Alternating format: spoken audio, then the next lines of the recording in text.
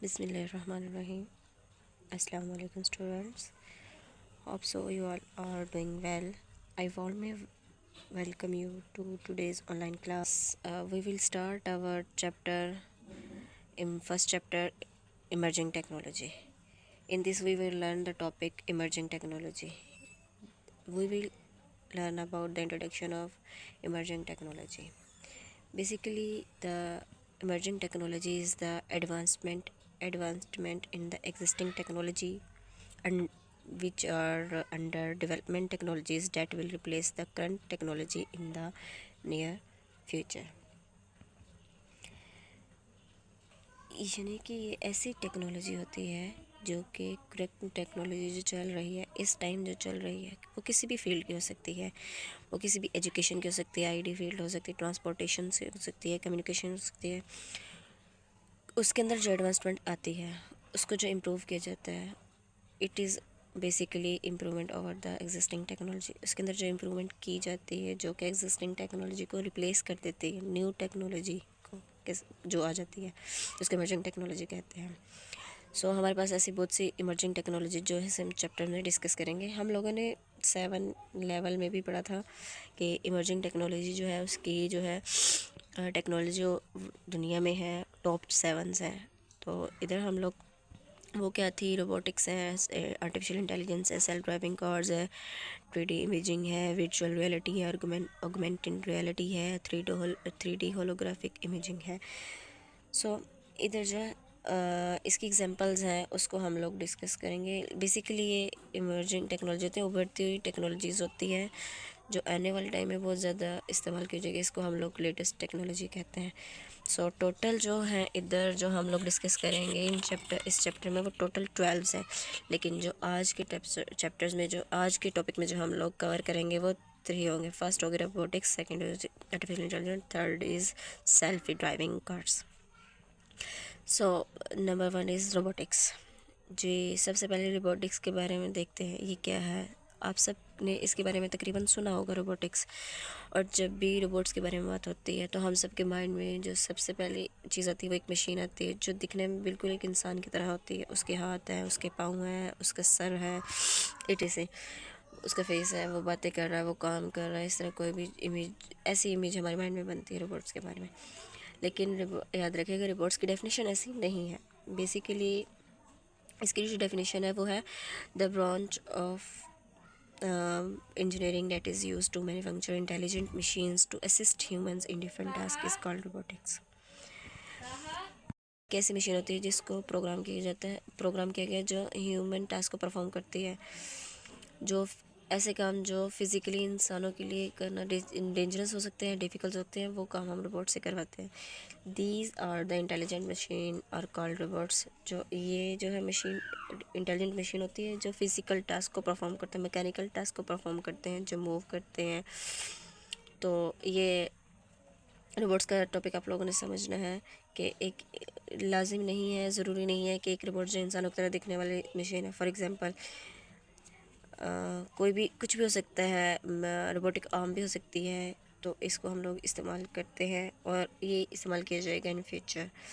Robots are use in manufacturing, mining, logistics, health care, the kitchen, land mine detection and many other areas हम लोग इसका use करते हैं। लेकिन जो रोबोट जो है ना, रोबोटिक्स, ये एक चेक वर्ड है, रोबोटा। चेक बेसिकली एक यूरोपियन कंट्री है, उनकी लैंग्वेज में एक वर्ड है रोबोटा जिसका जो मेन मतलब जो है हार्ड वर्क और लेबर। तो ये रोबोटिक्स जो है हार्ड वर्क से इसका मतलब है कि ये हार्ड वर्क करता है, ये वो टास्क परफॉर्म कर सकता है जो ह्यूमंस इजीली परफॉर्म नहीं कर सकते, like handle chemicals, dangerous chemicals and explore space exploration etcetera. तो इसको जो है बहुत ज़्यादा फील्ड्स में इसको यूज़ किया जाता है। इसको अभी आप लोगों को पता है कि जब कार्स वगैरह बनाई जाती हैं, डिटेक्टिंग की जाती है, कि फूड प्रोडक्ट्स की डिटेक्टिंग की जाती है, डिफरेंट चीज़ें की पैकिंग की जाती है, तो वहाँ रोबोट्स को इस्तेमाल किया जाता है। अच्छा, इसके अलावा जो रोबोट्स होते हैं, एक ह्यूमन जो है वो सेम टास्क को अगेन एंड अगेन परफॉर्म करता है तो वो एक तो टायर्ड हो जाता है, दूसरा बोर्ड। तो रोबोट्स जो है ऐसा नहीं है, रोबोट्स जो है अगेन टास्क को परफॉर्म कर सकता है again again without getting tired and board.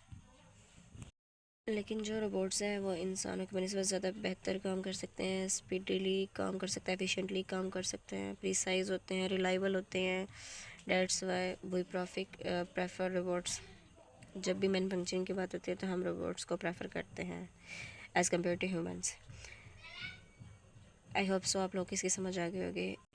The next emerging technology is artificial intelligence. Artificial intelligence जिसको हम लोग एआई भी बोलते हैं, बेसिकली जो ऐसी फील्ड है जिसके अंदर इंटेलिजेंस स्मार्ट डिवाइसेस बनाई जाती हैं या स्मार्ट सॉफ्टवेयर्स बनाए जाते हैं जो कि हमारे बहुत से टास्क परफॉर्म कर सकते हैं। इसमें यहाँ पर अपने डिफरेंस समझना है कि आर्टिफिशियल इंटेलिजेंस का और रोबोटिक्स का। These are interconnected fields. ये इनको कंबाइन करके काम किया जाता है, but still there between difference between artificial intelligence and robotics.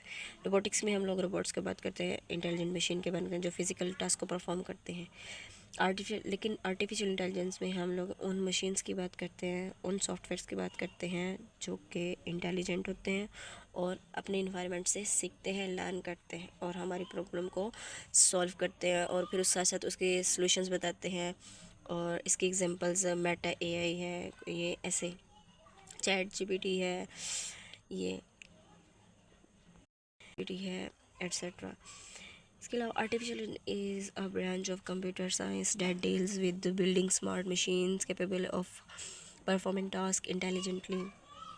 These artificial intelligent machine are intelligent enough to learn from their own experiences just like humans. Applications, अब इसकी जो है मेटा एआई वगैरह जो है ये हम लोग यूज़ करते हैं, ये आर्टिफिशियल इंटेलिजेंस, ये रोबोट नहीं है तो हम लोग इसको रोबोट्स नहीं कहेंगे, ये आर्टिफिशियल इंटेलिजेंस है। तो हम लोग इस ये डिफरेंस है आर्टिफिशियल इंटेलिजेंस और रोबोट्स का। आर्टिफिशियल इंटेलिजेंस के जो है वो रोबोट्स में भी यूज़ किए जाते हैं, लेकिन ये इंटरकनेक्टेड फील्ड्स है, लेकिन इसमें डिफरेंस है। कुछ रोबोटिक मशीनों के अंदर आर्टिफिशियल इंटेलिजेंस की टेक्नोलॉजी को यूज़ करता ताकि वो इंटेलिजेंट हो, ताकि वो अपने इन्वायरमेंट से सीखे और हमारी प्रॉब्लम को सॉल्व करे, हमसे बातें करे। तो ये आर्टिफिशियल इंटेलिजेंस और रोबोटिक्स का कम्बिनेशन। लेकिन अगर हम इसको सेपरेट करके देखें तो रोबोट्स जो है वो नेचुरल लैंग्वेज को नहीं समझते हैं, लेकिन वो समझते हैं जिसके मुताबिक उसको प्रोग्राम किया जाता है और ये अकॉर्डिंग टू प्रोग्राम ये परफॉर्म करते हैं टास्क को। लेकिन आर्टिफिशियल इंटेलिजेंट होते हैं, लाइक हम लोग उससे कोई क्वेश्चन पूछते हैं, कुछ भी कोई टास्क देते हैं, वो हमारी लैंग्वेज को समझता है जिस भी लैंग्वेज में हम लोग दें। और अगर हमारे कोई मिस्टेक्स आ जाते हैं वो तब भी समझ जाता है, अगर कोई स्पेलिंग मिस्टेक हमसे राइट की जाती है। आर्टिफिशियल इंटेलिजेंस जो है इसको बहुत सी जगहों को इस्तेमाल किया जाता है, इसको और नियर फ्यूचर इसको बहुत सी चीज़ों को रिप्लेस भी कर देगी। ये जॉब्स को रिप्लेस करने वाली है, ये एजुकेशन की फील्ड्स में यूज़ होने वाले हैं, ये मेडिकल फील्ड में यूज़ होने वाले हैं, कम्युनिकेशन फील्ड्स में यूज़ होने वाली हैं। इसकी जो एप्लीकेशंस है वो किस किस फील्ड्स में है, वो जो है वो चैट बोट्स में होती है, सेल्फ ड्राइविंग कार्स में होती है, गेमिंग में है, मार्केटिंग में है, सोशल मीडिया में, नेविगेशन कंट्रोल एट्सेट्रा। इन सब जगह जो है आर्टिफिशियल इंटेलिजेंस जो है होती है। The next emerging technology is a self driving car. Self driving जो आर्टिफिशियल इंटेलिजेंस के ज़रिए चलती है।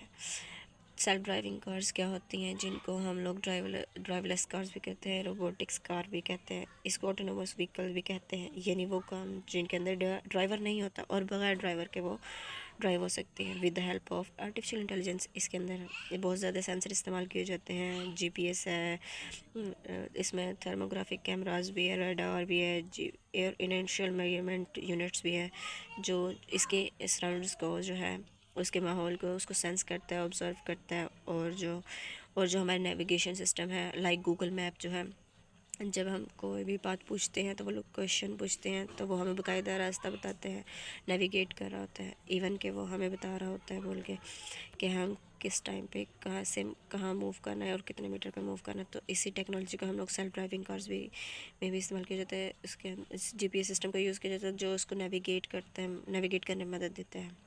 इसने कहाँ पर टर्न लेना है, राइट मूव करना है या लेफ़्ट मूव करना है, कब उसने स्टॉप होना है, ये सब चीज़ ऑब्ज़र्व करने के लिए इस्तेमाल किए जाते हैं। ये कुछ सेंसर्स हैं जो सेल्फ ड्राइविंग कार्स में इस्तेमाल किए जाते हैं, इसके अंदर इमर्जिंग टेक्नोलॉजी यूज़ की गई है। और ये आने वाले टाइम में जो सेल्फ ड्राइविंग कार जो इस्तेमाल होने वाली है, और कुछ ऐसी कंट्रीज़ हैं जहाँ सेल्फ ड्राइविंग कार वो यूज़ हो रही है जो है वो self driving car is also known as autonomous vehicle, driverless car और रोबोटिक। आप लोगों को जो इमर्जिंग टेक्नोलॉजी आज पढ़ाई गई है और उसकी जो कुछ एग्जांपल्स एक्सप्लेन की गई हैं आप लोग उसकी समझ से आ गई होगी। इसके अलावा आप लोगों को अगर इसके रिलेटेड कोई भी क्वेश्चंस पूछने हैं आप लोग पूछ सकते हैं। ओके जी, I hope so you have understand this lecture. Okay, अल्लाह हाफिज़, थैंक यू सो मच।